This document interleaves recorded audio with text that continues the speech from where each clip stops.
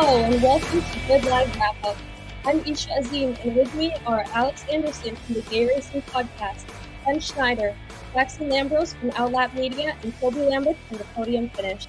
We're kicking off the wrap-off coverage of all the racing from Indianapolis Motor Speedway.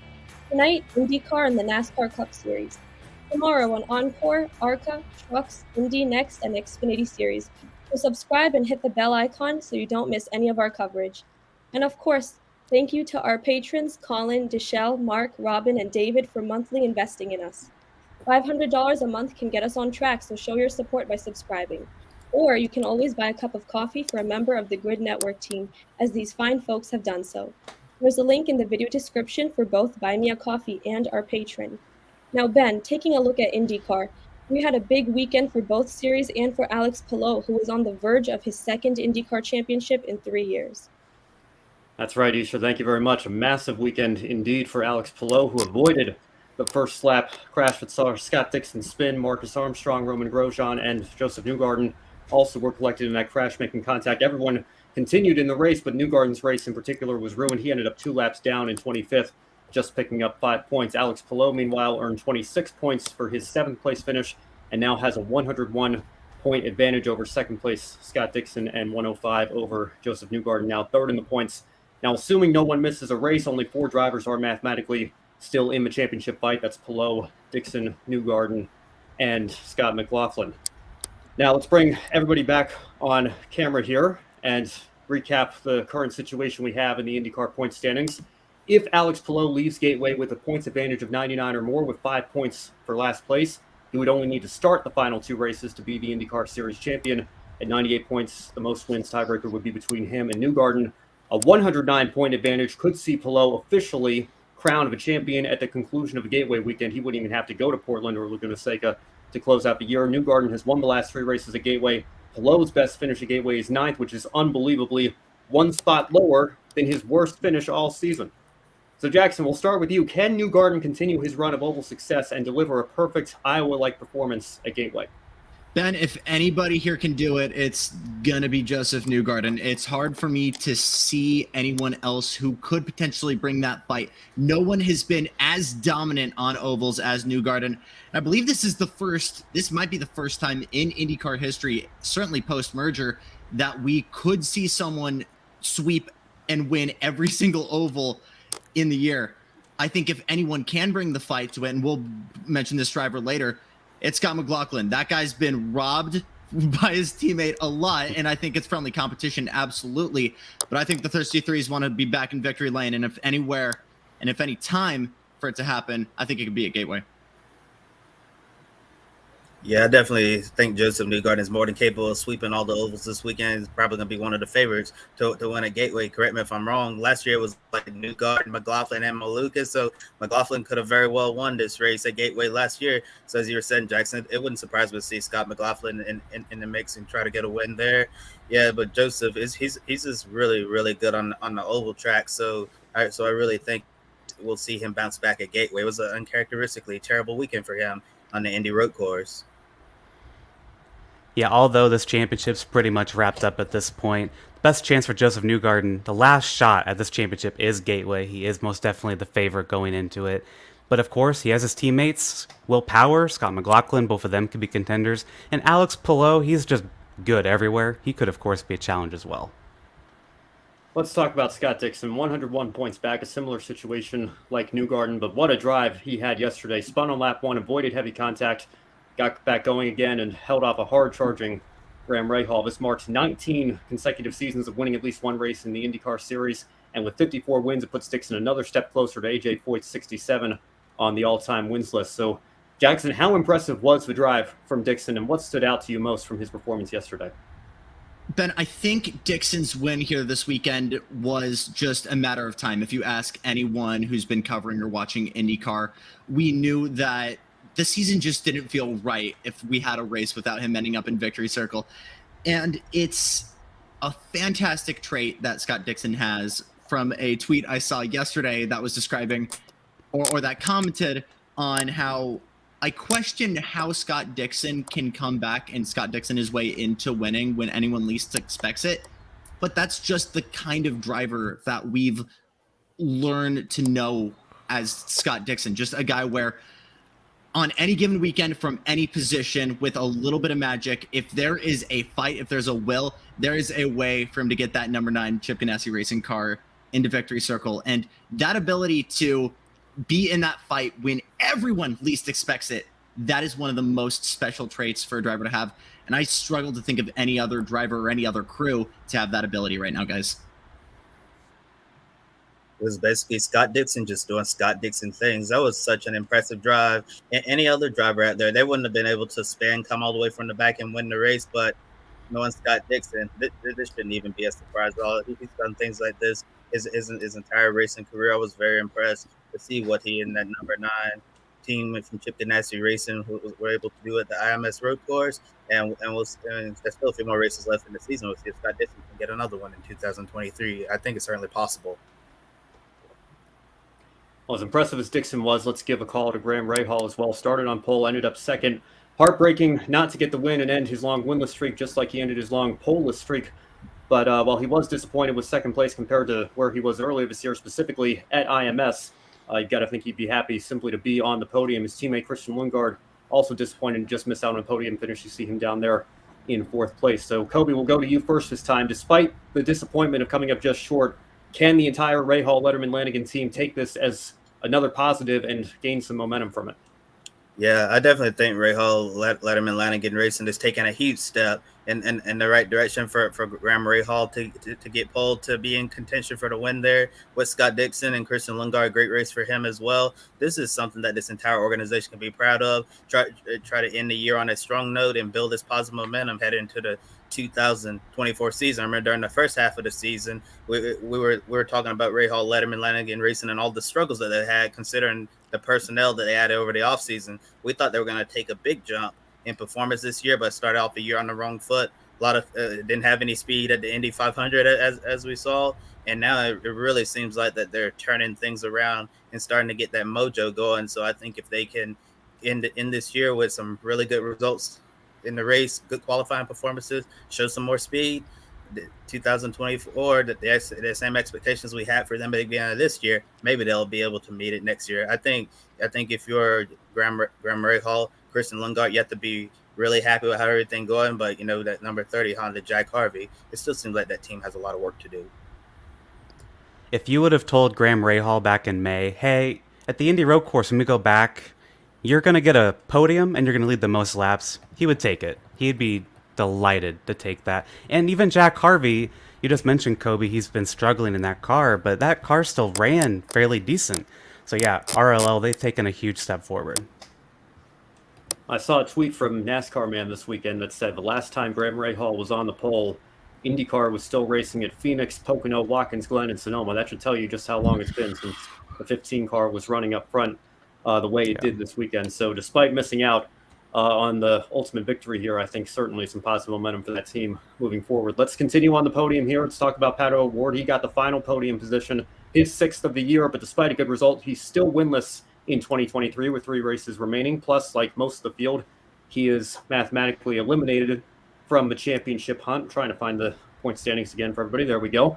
Mathematically eliminated from the title fight, unable to catch Alex Palou, just like the majority of the drivers you see there on your screen. So, Alex, will 2023 be remembered as disappointing for Pato O'Ward and really McLaren's entire IndyCar program? I really think it has to be considered a disappointment for McLaren and Pato O'Ward because this was supposed to be a breakout year for them, quite frankly, and they were supposed to be competing with the Penske's and the Ganassis as being the 3rd member of that big 3. But it just wasn't there. I mean, they did get a lot of P2s. He probably could have won Texas, for example. But I feel like if you don't close out those wins, it has to be seen as disappointing, and maybe they can still get a win in these last few 3 races. And Pato's another driver who could win a Gateway as well, as we talked about earlier. But there's a lot to be happy about, but there's also quite a lot to be disappointed about for McLaren and Pato. Guys, we look at 2 major turning points in this season that I think were major turning points in possibly hurting award season. First of all, Long Beach with that very, very controversial run-in with Scott Dixon. Fast forward to Indy with another debatably incorrect move going on the inside of Marcus Ericsson, costing him that race and costing him some very valuable points up front. And I think it's just been a matter of aggression for Award, and very much like what we've seen from, say, Grosjean, learning to turn it back. That being said, I think it's also been a little bit of the Marshall Pruitt, as Marshall Pruitt describes it, the cartoon anvil, just a bit of bad luck, not just for Award, but for this whole McLaren team. And while we're talking about McLaren as a whole, you got to understand that there might have been a little bit of, I want to say, anxiety for these drivers going into these weekends, maybe a little bit of reservation, knowing about where Alex Palou might be ending up, with Palou potentially ending up in one of their seats next year. And I don't want to say that Zach Brown was a major part in maybe failing to get these guys comfortable, but it's hard to say that this isn't at some fault a issue from the managerial end, guys. Well, I think if you have Chip Ganassi, Zach Brown certainly isn't without blame for this entire saga involving. Save it for Wednesday, Ben. There you go. All right, well, let's continue here on the topic of the point standings. Assuming all drivers run the final 3 races, Scott McLaughlin is now the final driver mathematically left in the championship hunt. However, he will be eliminated if Alex Palou simply finishes 21st or better in the next race, which essentially leaves no realistic path to this year's title for Scott McLaughlin, given Palou's run of success this year. So, Jackson, will the championship being out of sight actually help McLaughlin, allowing him to just go for the win without the pressure of points racing at Gateway? I said this earlier. I think he's going to be the guy to win at Gateway, Ben. And I think there's a lot of drivers now with the championship point out of their mind. Pato now, Will Power. That being said, we know that the Penske cars are fast, but another driver who was incredibly fast at Gateway last year was then rookie David Malukas. And this might be my half-court shot here, but I really, really would not count out Malukas for at least the top 5 finish this weekend. That would be really awesome. But I really, really think that Scott McLaughlin has a chance to certainly bring the fight to Power and to Newgarden, guys. Yeah, totally agree with you, Jackson. I think looking at Scott McLaughlin, he's certainly had a solid season, just like he had last season. But I think this year, a lot of us expected to see him win a lot more races. He's been close on a few occasions. But if I'm him, I have to be really excited to go to Gateway, come on in Portland. He's the defending winner of the Bitnow Grand Prix of Portland, which we'll be covering here at Grid Network with Joe Samaniego there on site next month on Labor Day weekend. So I really think that that Scott McLaughlin can potentially get maybe 1 or 2 wins to close out the season. It really seems like things are going well for the 33s. Yeah, I don't know if the championship necessarily being out of sight will help or hurt Scott McLaughlin. I think it'll definitely, like, the remaining tracks will definitely benefit him, though, because he probably was the best at Gateway last year, just after Newgarden maybe. And then, as you said, Kobe, he did win Portland last year. So I think he's got to be looking forward to it, trying to build on for next year. Well, as I mentioned, Gateway is the next race for the NTT IndyCar Series. Palou's first opportunity to clinch for championship. If he doesn't, it may come down to Portland. And as Kobe mentioned, we will be there for the Bitnow Grand Prix of Portland. Be sure to subscribe and take advantage of all our coverage from Portland that weekend, plus shorts on TikTok and Instagram of popular spots to check out if you're traveling to Portland for the race weekend. Before we move on, want to catch up on the chat here. Good to see Adam Lemery in the chat. You feel for Graham Rahal, so close, but like we mentioned, still have to take some positive momentum, I think, from how he ran this weekend. Good to see Iron Kong 26 in the chat as well. And Adam also says, to me, Alex Palou wraps up the 2023 NTT IndyCar Series title at Gateway. That's a bold prediction based on how well Josef Newgarden's run there over the last few years, but it certainly is a mathematical possibility. So we'll just have to wait and see what happens over there. In the meantime, Labor Day weekend is going to be a big weekend for everyone in the IndyCar Series and for the NASCAR Cup Series with the kickoff of their playoffs of the Southern 500. And we'll bring Isha back on screen now to help us recap today's Cup Series race, the Verizon 200 at the Brickyard. Thank you, Ben. Now taking a look at NASCAR, we might have seen the last NASCAR Cup Series race at the IMS Road Course, but regardless, it was certainly the cleanest of the 3 so far.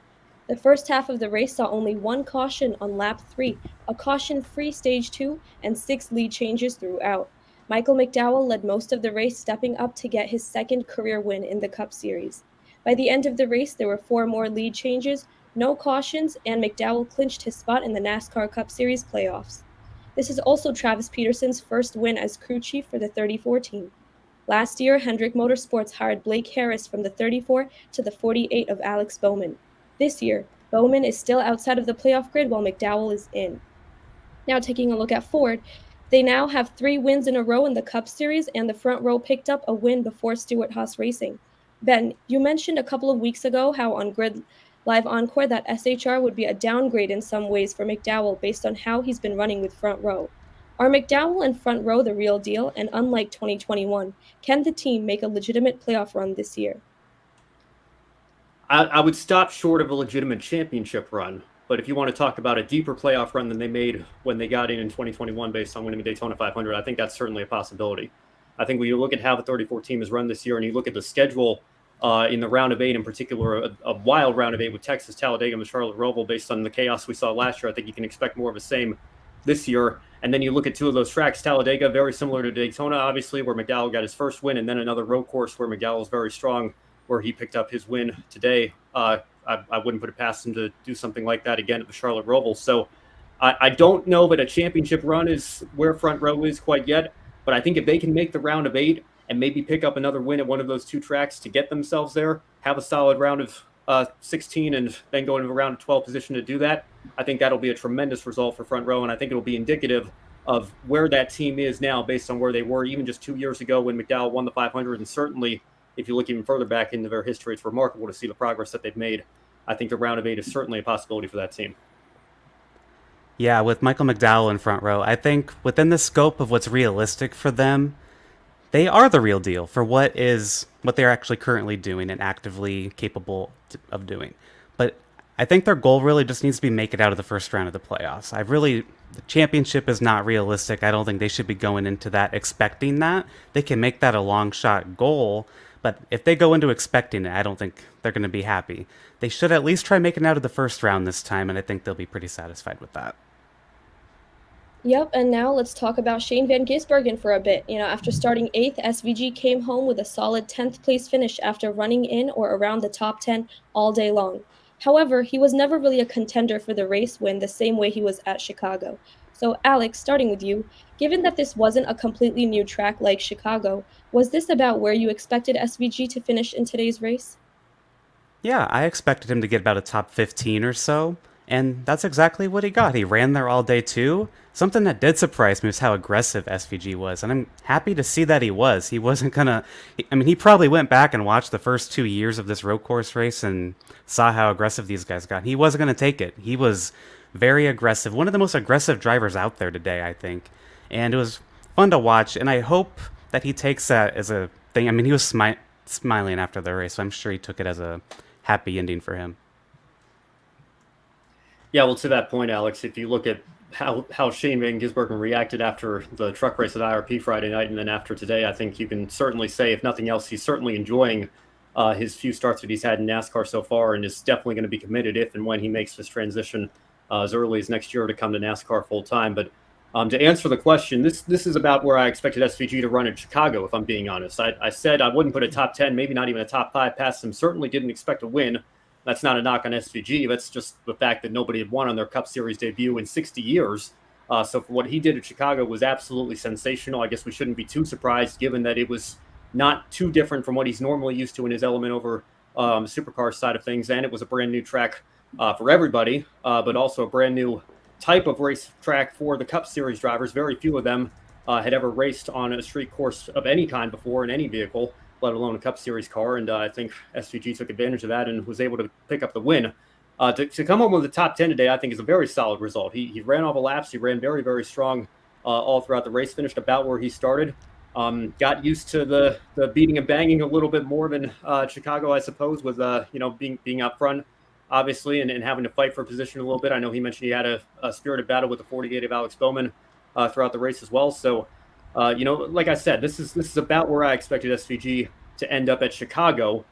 So coming into the IMS road course, I had to raise my expectations a little bit and say I wouldn't even put the win past him again. But Top 5 would be a great day. Top 10 even still would be a great day. And I think SVG did everything right and was able to pick up a very solid result. And I think it's going to lead to even more positive momentum for him coming forward to 2024. Whatever he ends up doing, whether it's with Trackhouse or Nice Motorsports on the truck side of things, wherever he is, he's committed to coming here full time and making it work. And the early results are certainly promising for him. And to add on to the praise for SVG, if you look to the left of your screen with the results here, you don't see any of the other international drivers that came as like little guest stars for this. SVG finished 10th. The others finished outside of the top 20. The next best was Brody Kostecki, finished 22nd. And I think that's very commendable of SVG because this is still very new to him, just as it is for these other guys. I mean, Kamui Kobayashi finished 33rd. And I expected him to run like top 20, but he didn't. And that's not a knock on him by any means. But I really think that just shows how good Shane Van Gisbergen is. Yeah, and to your point, Alex, as well, just real quick, Brody Kostecki, I think a lot of people didn't even realize this or they'd forgotten, but Kostecki actually has some NASCAR experience. He raced in the K&N Pro Series East for a couple of years in the early 2010s. Obviously, I don't know that you can carry much over to the next-gen Cup car on the Indianapolis road course, but he does have some NASCAR experience under his belt. Jensen Button has a couple of starts as well. He's in an SHR aligned Rick Ware car. Andy Lally obviously has some NASCAR experience, a 2011 Cup Rookie of the Year. I know he was basically running unopposed for that, but regardless, he's been around for a while.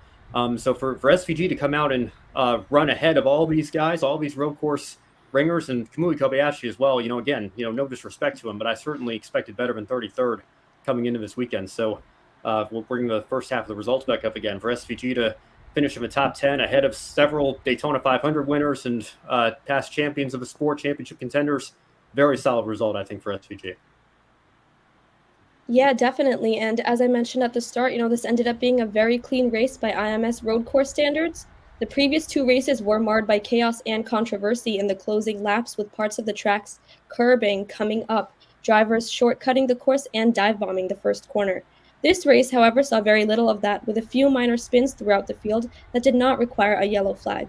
The only caution of the day occurred from laps 3 to 5 for the incident involving Justin Haley. Starting with Ben, now that we've seen a clean race on the road course layout, does this change your thoughts about going back to the oval? Heck no. Still bring back the Brickyard 400. I don't care. Let me just say this. I'm very proud of NASCAR's Cup Series regulars for not making complete idiots of themselves like they have the last 2 years here. I was waiting for that last caution. I thought for sure we're going to end up with a situation like we've had in 21 and 22 where there's some sort of controversy of the leader shortcutting the course and chaos and controversy at the finish. And we didn't get that. I'm mildly annoyed that we got the first caution because I never thought we'd even come close to saying caution-free NASCAR Cup Series race ever again with the advent of stage racing, but we got that today. So all credit to the Cup regulars. They did a fantastic job, aside from Joey Logano repeating what he did last year and having a little bit of an incident on the first restart there. I guess the only restart of the race with the only caution. But no, as great as it was to see a nice, solid, proper, clean race on the IMS road course, I'm glad we got one of them. Now we can go back to the oval. Let's bring back the 4th crown jewel, bring back the Brickyard 400. I think it's time. And we don't even know how the next-gen car's going to react on the Indianapolis oval. So we got to do the tire test. Assuming that goes well, I think we have to at least give it a shot, if nothing else, just to see how the product is. But then you factor in all the prestige and obviously the fact that you're at the racing capital of the world, one of the greatest racing facilities on the planet. I think if NASCAR is going to be there, they deserve to be turning left on the oval. And this road course experiment has been whatever it's been for the last 3 years, but I think it's time to go back. Yeah, I echo everything you just said, Ben. And this was the least number of cautions in a race since 2012, so it's been over a decade. And that's mainly because of the stage cautions, which are no longer on road courses. That's just for Cup Series, by the way. And no, I want the Brickyard 400 to come back. It just feels weird that NASCAR, known as a series of races on ovals, does not race on the most famous oval on the planet. It's just bizarre. I get why they changed it. There's a bunch of reasons I totally understand. But I want to see how this next-gen car, the Gen 7, works on the classic IMF track. And if the rumors are true about Montreal coming on, I think that's going to be a better show than the current IMS road course anyway. Yeah, well, and just to add on to that point there, Alex, I think one of the reasons we went to the road course was because fans were constantly saying, we need more road courses on the schedule. We need to find a way to make that work. And a point that I always brought up was, look at Charlotte, look at Daytona, for example, look at Homestead. There are a lot of ovals, a lot more than I think people realize, that actually have infield road course layouts. So even if we had contracts in with the tracks prior to 2020 or whenever it was, and we couldn't go to the Road Americas and the Road Atlantis of the world or whatever the case may be, I think we could still take tracks that had 2 dates and make something like that work. Now that we have so many road courses on the schedule, I think if we swap out the IMS road course for the oval, and then maybe you take a track with 2 dates and bring Road America back or something, or Montreal, to your point, Alex, I think that would be a win for everybody. And, like I said, I feel like as flawed as the Brickyard 400 was towards the end of its original run, as disappointing as it was to see all those empty seats, I think especially now that we've had some time away from it, I apologize if my internet's kind of going out. I'm getting a notice that it might be glitching up a little bit, but I think as problematic as the end of that race's original run was, we've been away from it long enough that I think it's time we try to bring it back and see at least how the next gen car races and go from there. I'm personally team, let's build a roval in Texas. Let's just copy and paste the one they have at Charlotte, copy and paste that at Texas, and then IndyCar can keep running the oval at Texas. That's my vote. Yeah, for sure. And then Adam says, Matthew Owens and I agree, bring back the Brickyard 400. I'm in favor of it. Let's do it. One Humperdinck says as well, I remember most fans complaining about the 400 being boring. That's why I thought they changed it. Well, I'll tell you what, I will take a clean, boring race on the IMS Oval over the chaos of the last 2 years. And honestly, even this race we got this year, as good of a race as I think this was, I'd still rather be on the Oval. I think there's just something different about winning at Indianapolis.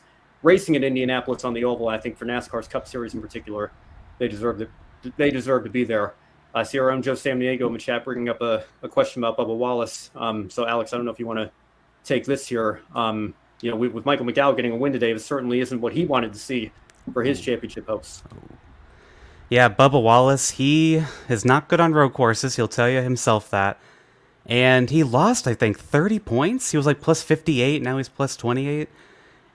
Watkins Glen, he just needs to survive. And then Daytona, that's coming up. He's good there, but you can't rely on Daytona. So if I'm Bubba Wallace, I'm very, very nervous for him. He's going to need some stage points, I think, at Watkins Glen, but I don't know if that's really possible for him and his current skill set on the road courses. Yeah, strategy maybe. I know Denny Hamlin pulled that off today. That's really the only thing Michael McDowell didn't do was win stage 2. So I think that even though we don't have the stage breaks anymore, you still see some variety in strategy there that might give him some sort of opportunity. But, as you mentioned, road courses certainly aren't his strong suit. And then as great as he is on the super speedways, they're so unpredictable that you can't rely on getting a good finish out of that. So, obviously I think there's still a scenario if we don't get a new winner for him to point his way in. But I think you certainly have to start thinking about going all out at Daytona if you're Bubba Wallace. Yeah, and now let's bring in Kobe and Jackson. And I know Jackson has some comments he'd like to make before we go into our next segment.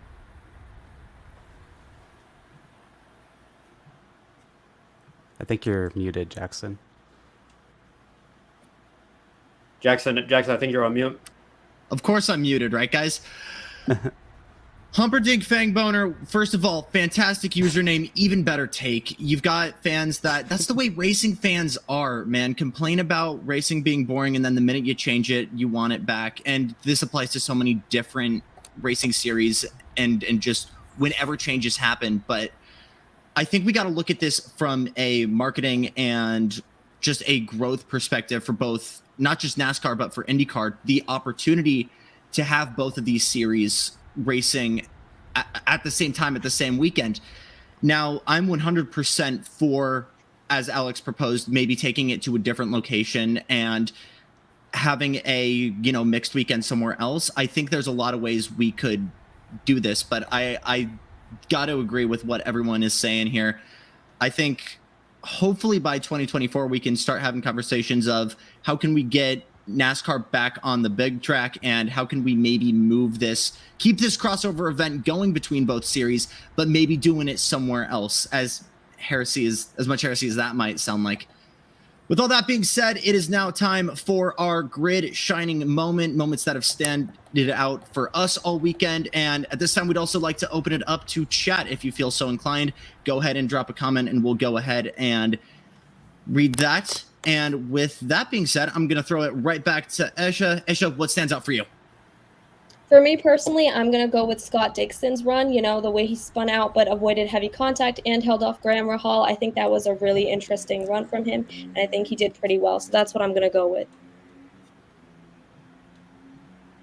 The obvious answer is Graham Rahal, but I think to my point in the previous segment there, I'm going to give a shout out to the entire NASCAR Cup Series field, because I'm not kidding when I say this. I was so worried that with the extra attention of all the international drivers in the field here this weekend and how chaotic the last two Indianapolis road course races have been, I just thought to myself, if we get something like that, it's not going to be a very good look for the series with, everybody, all the international media paying attention to this race with who's competing in it.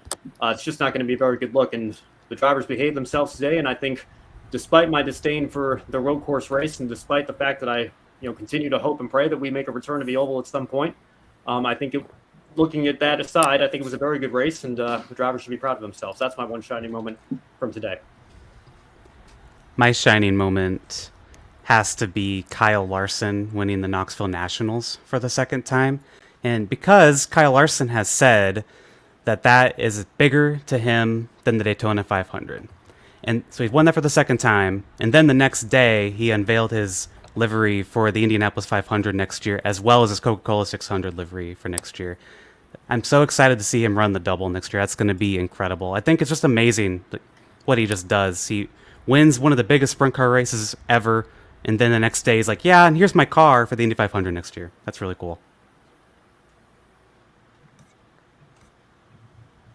I give my one shining moment to Michael McDowell. What a journey he's been on throughout his entire NASCAR career, from running in the Cup Series with Michael Walter Racing to that horrible flip at Texas Motor Speedway and qualifying. I'm sure you've all seen many times, to running starting parks at uncompetitive rides, to now being with Front Row Motorsports, building something there with this program, staying committed to one another. Improving to where they are now, where they're competitive on all types of tracks, not just road course, and to go out there and to dominate the entire race today and be up front. Quite a testament to Front Row Motorsports, Bob Jenkins, that number 34 team, and everything they've been able to do. I think Michael McDowell and that team have a lot to be proud about. It's been quite a journey to reach this point, and nice to see that the ship has finally landed. And it looks like you're not alone in that opinion, Kobe. Very understandably so, as Adam pointed out, not only super dominant performance from McDowell today, but for him to be able to pull that off in front of his family and to be able to win after such a big comeback is something incredibly special. As for our good friend Joe, shining moment, Graham Rahal getting a pole and RLL performance. Again, if you told half of the IndyCar fan base after the absolute nightmare they had in the month of May that they would be having this pace back here in August, I mean, totally incredible to see how far this team has come in just half a year. For me, though, how could it not be Scott Dixon? Not only does he spin in lap one and does the Danny Sullivan spin and win, albeit on the road course, not on the oval, but just comes back and with a little bit of help from strategist Mike Hull, comes back from behind and just wins in vintage Scott Dixon style. Just a perfect weekend for that number 9 team. And on that note, we are going to cap off our grid wrap-off and this show. But still plenty more to come for tomorrow for the Grid Encore. Kobe Lambeth, what's in store? Yeah, tomorrow, Jackson, there'll be some more shining moments on Grid Live Encore. Ben and Brandon will recap the weekend at IRP and the Xfinity Series road course race at IMS. Grid Tonight, your weekly motorsports news program. We're going to report on the continuation of the Alex Palou contract saga, which never seems to end. Wednesday night at 6 p.m. Eastern Time. The next Saturday, we do it all over again with Grid Live pre-race and wrap-up on Sunday, 90 minutes after the Cup race at Watkins Glen International. Please take 5 minutes to invest in the Grid Network through Patreon or buy a cup of coffee for a member of the Grid Network team, and they'll thank you here on the air. We do everything we can to bring you the best possible motorsports coverage. Your support truly means the world to us. We're closing in on our goal of 1,000 subscribers. Help us get to 700 next. Subscribe and hit the bell icon so you don't miss any of our programming. Plus, visit the link to everyone's channel in the video description below. For Alex, Ben, Isha, and Jackson, I'm Kobe. Thank you all for watching. We'll see you next time. Good night. Thank you for watching us right here on YouTube. Be sure to subscribe and check out some of our other videos, including Life on the Grid, where we interview folks from the motorsports industry. Thank you for watching. We'll see you next time.